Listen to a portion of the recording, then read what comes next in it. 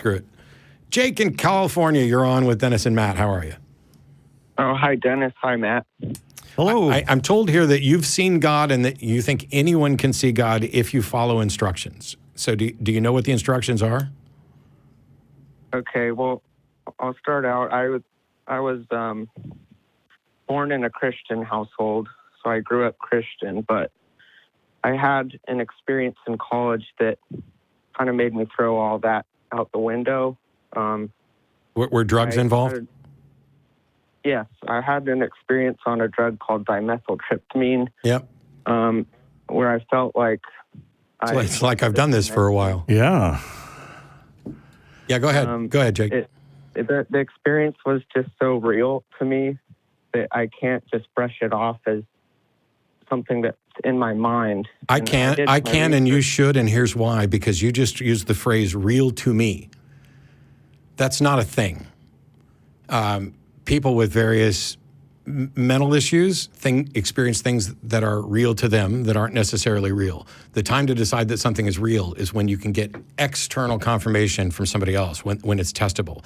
Anything that just happens in your head, I appreciate the fact that it feels real, but what you're basically doing is saying, this feels so real that I couldn't possibly be wrong about whether or not this is a real thing. And you may be correct that what you experienced may be real. You may be correct that it touches on a God, but you have no way to demonstrate that to anybody else. And I don't think you have any way to demonstrate it to you because you're stuck with whatever experience you have. If, it reminds me of I'm not going to go down there because it reminds me of the people who think that celebrities are in love with them. They're convinced that it's real, and they're wrong. Yep. Now, it may be that a celebrity's in love with somebody. So there's somebody, if I was convinced that Taylor Swift was in love with me, everybody would say, you're delusional. But if she was, then clearly I'm not. And the way to demonstrate that would be to, provide evidence. So outside of your experience with DMT, what evidence do you have that convinces you that this was a real thing?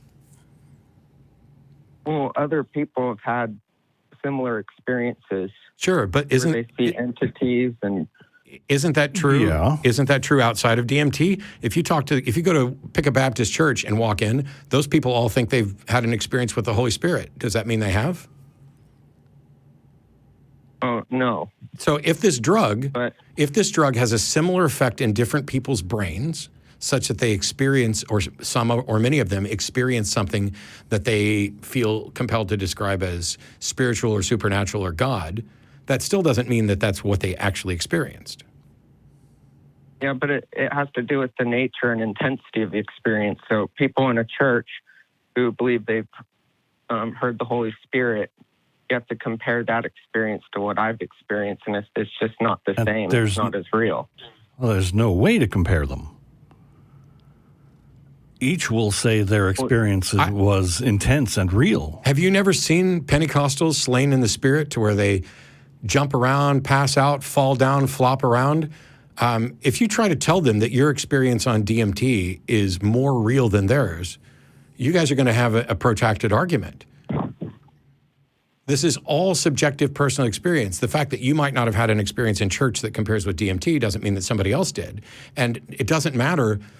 Even if I took a pill and it set me in a place of orgasmic bliss where I was convinced that the almighty governing force of the universe was communicating directly to me, and it was more intense than anything that I'd experienced outside of there, that doesn't mean it's real.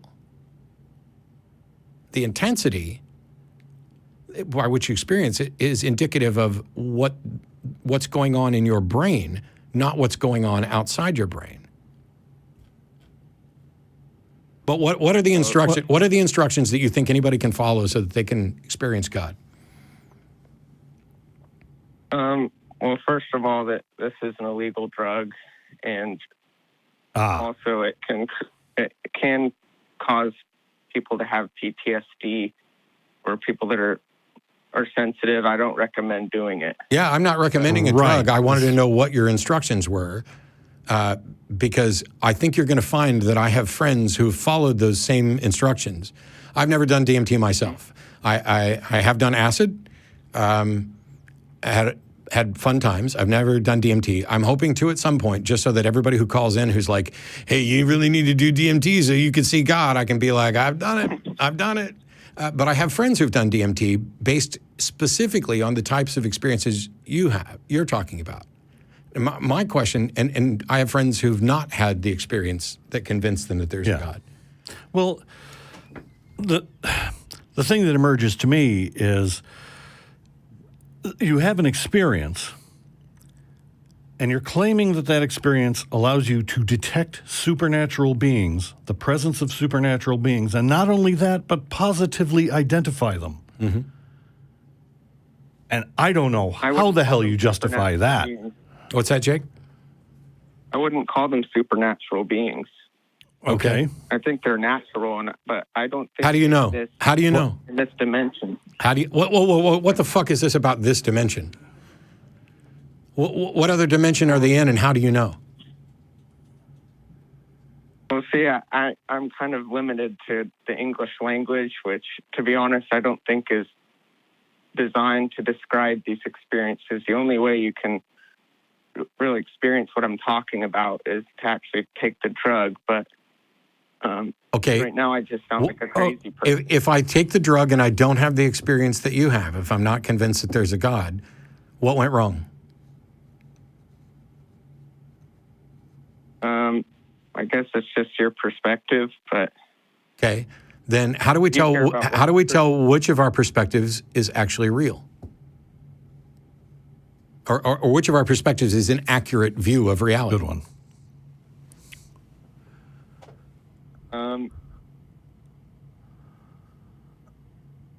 Yeah, I don't know how to answer that. I can pretty much guarantee you that Sam Harris has taken DMT. Still an atheist. As a matter of fact, I would actually recommend you send an email to Sam and listen to some of his podcasts where he's talked about his experiences with hallucinogens and things like that. And if you can figure out how, this is my problem. I'm not saying you're wrong. I'm not saying you didn't experience God. This is just your brain. I'm saying I don't know how to tell the difference between the two, and I don't know how you can tell the difference between the two. And if you sit down with somebody else who's taken that drug and they didn't have the experience you have, now we have to figure out which of you, if either, is the one that's actually clued into reality. And what I find frustrating is that people seem more likely, in some cases, to trust their brain when we know for a fact their brain is not functioning correctly, when they're on a particular drug, which we know alters your perception, when they are near death, where your brain is starved of oxygen, and it invents a story about a near-death experience. There has to be some way to tell the difference between what you think happened and what actually happened. Otherwise, that's just like your opinion, man. Right. It's just too hard for me to brush off this experience as something that's potentially in my mind that sounds preposterous to me after having experienced it. But I get what you're saying. I can't prove that they were extra-dimensional entities. It's just my experience. So yeah.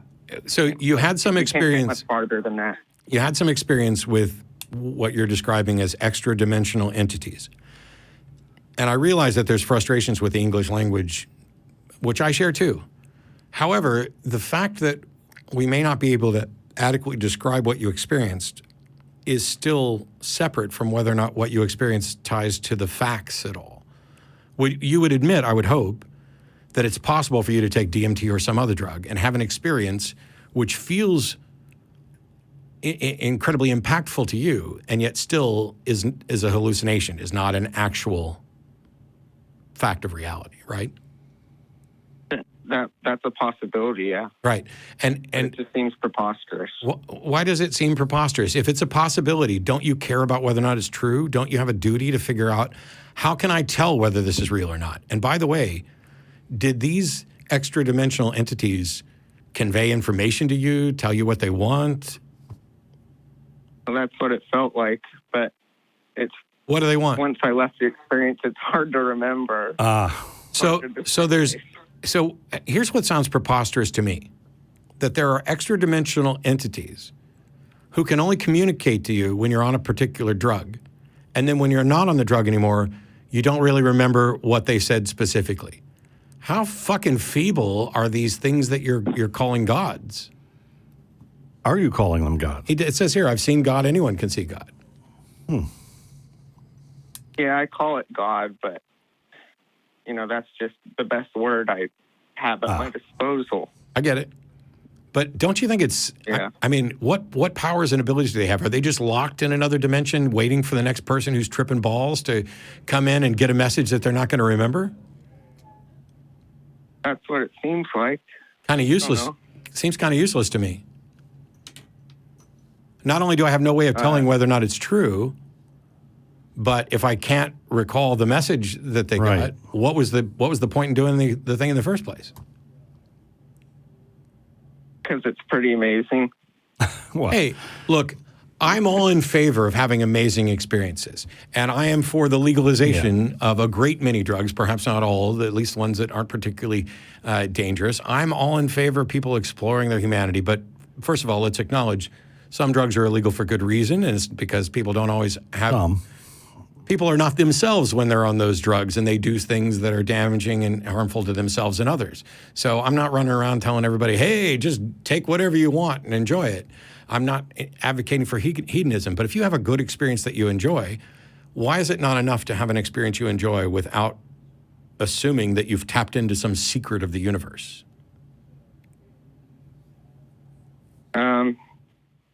Yeah, I guess I can say I don't know because I really don't know. But there you go. Yeah, just enjoy the experience. It really felt like it. That's all I can say. That's cool. When I was in church, it really felt like the Holy Spirit was inhabiting my body because I felt things that other people felt. They described it as the Holy Spirit. It's this feeling of euphoria and elation, sometimes goosebumps when you're singing and praying and praising. And then I went out after I no longer believed and found out that those same experiences can be induced by a bunch of other things, and not just drugs and illegal drugs, but sex, secular music, art, on some occasions, an incredibly good meal or a conversation that stimulates parts of your brain that you've never experienced before.